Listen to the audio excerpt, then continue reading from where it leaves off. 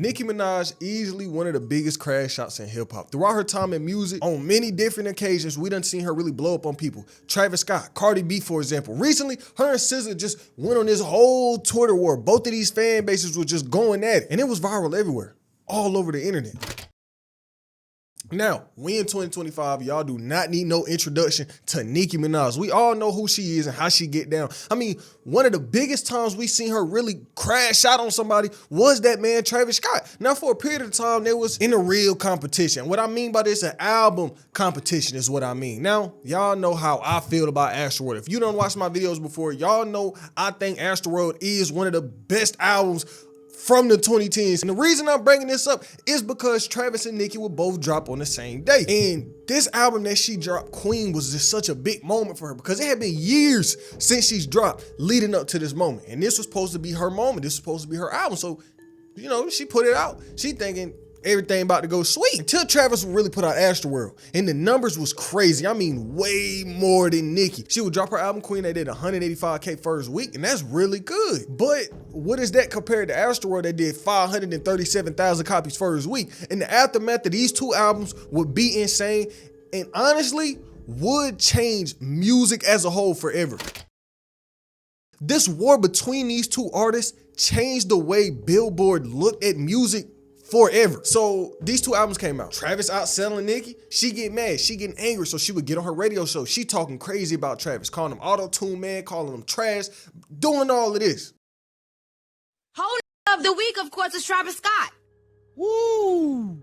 Travis Scott on Thursday, when he realized the Queen was about to have the #1 album in America, he and his label decided to have Kylie and baby Stormi put up a tour pass. He had her go and post and say, "Hey, me and Stormi can't wait to see y'all." How are you selling something that does not have anything to do with your album, but is being counted on Billboard as album sales? But what we not gonna do is have this auto-tune man coming up here selling sweaters and telling y'all he sold 500,000 albums, because he didn't. And it's a lot of rappers behind the scene that want to talk about it, and they're scared. But sweetheart, I'm not scared. I'm legendary in these streets. And I mean, she did bring up valid points through her little criticism rant, because in the rap space, well, music in general, the bundle game was so crazy. The bundle game was crazy for a long time. Whenever a big artist would drop an album, most of the time, most of their sales would have came from bundles. They selling t-shirts, it come with the album. You buy a ticket, it come with the album. They sell this, it come with the album. They sell that, it come with the album. And it was such a big controversy. A lot of niggas was like, man, like, these numbers inflated by these bundles. And it's a known fact. Astroworld was inflated by these numbers. I might love the album, but I'm not blind. I'm not a dick rider. That was inflated by bundles. Same with Nicki Minaj's album. That was also inflated by bundles.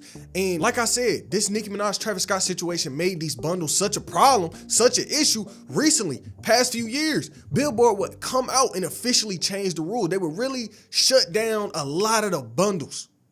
In 2020, Billboard would say this: Billboard has set dates for new rule changes to its charts, doing away with the controversial practice of bundling albums with concert tickets and merchandise to drive market shares and music sales. The changes also affect instant digital sales attached to purchases for physical albums delivered at a later date, effective immediately. Billboard will no longer approve any album/ticket bundles offered. Moving forward, albums will only be counted if promoted as an add-on sale to a ticket purchase. As with ticket bundles, an album must be promoted to an add-on to a merchandise purchase, not baked into the price of a non-album item. And before I keep talking about this, make sure you go tap in with me on Instagram at GetLikePrincee. I'm really trying to grow my brand over there. And if you could hit that follow button, it would be appreciated. But at the same time, she was, you know, calling out Travis, complaining about what Travis was doing.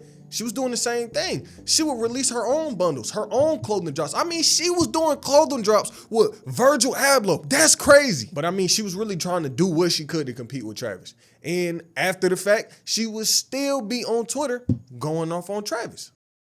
My first album sold 400K. No one is doing that with debut albums now, so I'm grateful. I lost out on 12 hours of sales and did 200K in 1 week after I was supposedly canceled. I bit my tongue last Queen Radio, but I won on Tuesday. I love y'all so much. I looked at the numbers. Carter's, Kanye, Nas, etc. Travis did 200K in his first week off clothes alone. I spoke to him last night, and he said he'd been selling clothes before the music. Bundles say they'll change the rules because of this, But I think it should be changed now. And this was a real big situation for a while. They had their problems. Well, it was kind of one-sided because Travis wasn't really arguing back with Nicki. He might have said a little response here and there, but it wasn't like him talking crazy to her. And for a while, that was that. Until last year. Now the beef, the issues with Nicki kind of sparked back up, but it wasn't a serious issue. Last year, well, basically a year from now, really, came out like August last year, Travis will re-release one of his old projects, Days Before Rodeo. And this did numbers. I mean, that album Travis Scott put out did numbers you would expect from a brand new Travis Scott album. It sold 300K first week, but it was in competition with somebody. It was in competition with Sabrina Carpenter, this hot new artist. Y'all know who that is. She dropped the album the same week. They in competitions. It was this whole big controversy back then. And Sabrina Carpenter was basically on some, you know, I'm a beat out Travis for Nicki. I'm gonna do this for Nicki. And Nicki would kind of come out on her side, adding a little bit of fuel to the fire. Now, it didn't turn into no huge situation, but it was there. She was still supporting it. But another big beef, another time we would see Nicki really crash on somebody was recently with her and Megan Thee Stallion. Now, it went a lot further than her and Travis. You know, there was that little situation. Nicki said some words about Travis. Travis did what he did. But Nicki and Megan Thee Stallion would get took real far. Diss tracks, all that. I know y'all remember the whole Megan Thee Stallion Tory situation. Megan got shot by Tory, whole big thing, Tory in jail. Now, Megan and Nicki were cool at one point. They was dropping music. They dropped a hit song together. But that would change when Megan would start working with Nicki Minaj's arch nemesis, Cardi B. Now, these two got beef going back years. It really could be its own video. The beef got that deep, but just know, and Megan Thee Stallion, a friend of Nicki, somebody Nicki was working with, would go and work with Cardi B.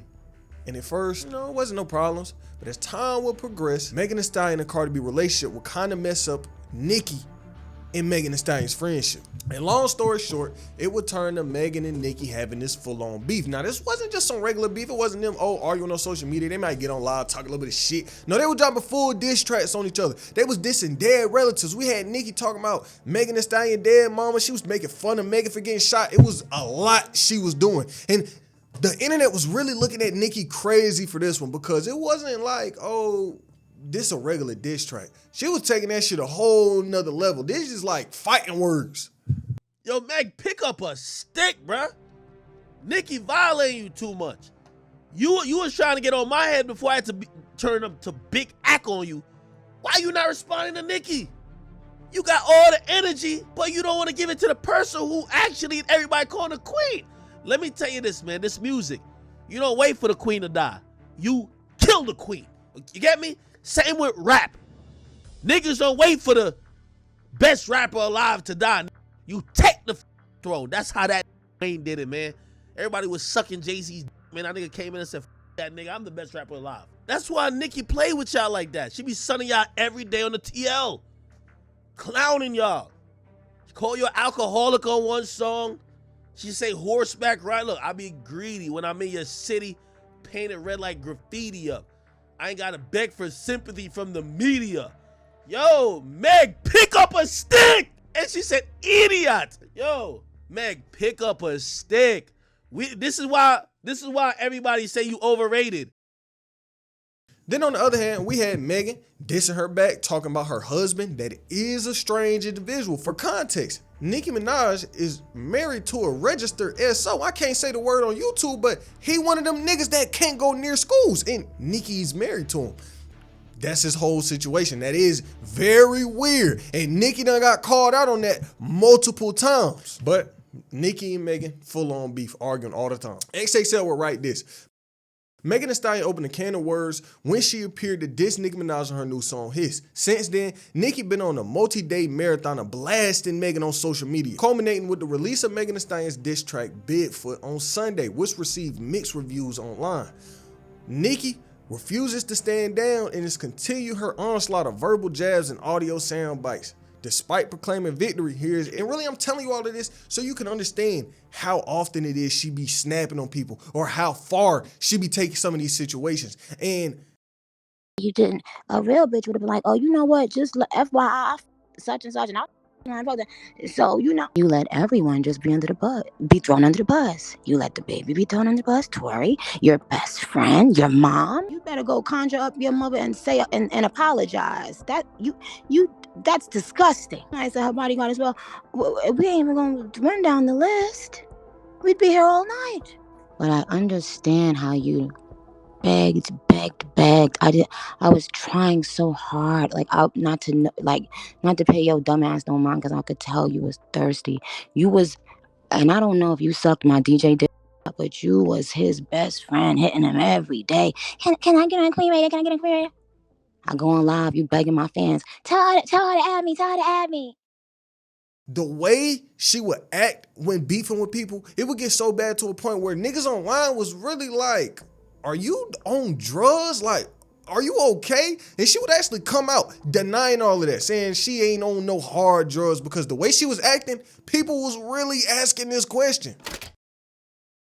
But most recently was her and SZA. Now this situation was just dumb like all the other ones, if I'm gonna be honest. But this beef wasn't necessarily just her and SZA. It was her, SZA, TDE, Punch. It was everybody. Nicki would tweet this. Y'all remember that man from TDE who kept bullying me on Twitter for no reason? We got receipts. I never even responded to him. What's his name again, y'all? Then she would say, we have every tweet of your insistent bullying and lying. Your name was added to the shit list, shitty drawers, same thing that make you laugh. Then she was calling his dick little. She was saying she got proof of being bullied and lied on by a man publicly on the platform she uses for her job. Nicki would say he failed to disclose to the public that I rejected business propositions, and thereby acting in what appears to be a retaliation purposefully used to cause financial damages to engage in a smear campaign against the brand. Then SZA would come in defending, TDE, defending Punch, because SZA signed the TDE. Oh, she said this about Rich Baby Daddy. She said, I wonder if she know I turned down being on that Shake That Ass for Drake song. He wanted me and Sexy on it. I still have the version of just Drake and Sexy. I said I want to wait for PF2 for me and him to do a Dricky song, so it felt more special. Like, this woman has been trying to tell the world she wrote for Beyonce every other business day it would appear. I remember me and Beyonce was going back and forth on the phone about a part of the song. Bae was like, you sing it. I was like, no, you sing it. She was like, no, you sing it. I was like, please, I can't sing. Y'all, why? Beyonce said with a straight face, yes, you can, in that calm Texas drawl. None of us wanted to sing those shit lyrics. Beyonce's voice was already on it. I re-sang it and sent it to her, and sent it back with her vocals under mine. Thank goodness. I get bullied by millions online every day, then step my ass out on a packed stadium tour, where people show me real love in real life. My parents are healthy, and I'm the most successful I've ever been. Get some fucking perspective and bark at the wall. Okay? Somebody says, you inserted yourself in some shit, and now you want to play victim. She says, I wasn't even talking about anyone. I just got off stage talking about retrograde niggas at me. Calling a black woman a mutt to defend another black woman is so cooked. Open the schools. She responded to somebody else and says, have you lost her mind? Like, actually? She says, absolutely. You ain't heard the album that went number 1 13 weeks? That should have let you know I'm out my mind. Now, Nicki Minaj is a real interesting character because, she been in the game for so long. I guess she feels like she just better than everybody else, because this whole SZA situation was definitely dumb and it shouldn't have happened. It shouldn't have went as viral as it did. And it was kind of about SZA and Nicki Minaj not working together. Like, Nicki had reached out for a feature from SZA back in 2020, and then SZA ended up not getting the feature. So I guess Nicki always felt the way about it. And then Punch got dragged into it because she reached out to him to get the SZA feature, but SZA didn't get a feature. So now she was just mad at everybody. And so she took the anger out on Twitter and was just crashing. Now, y'all know Nicki Minaj got one of the strongest fan bases on the internet, and I hope them niggas don't try to get me for making this video, because I ain't really talking no shit. I'm just speaking the truth. Them fans, SZA fan base, Nicki fan base, they was having an all-out war on Twitter over these two beefing, over these two arguing. Will Nicki Minaj turn around and drop a SZA diss track a week from now?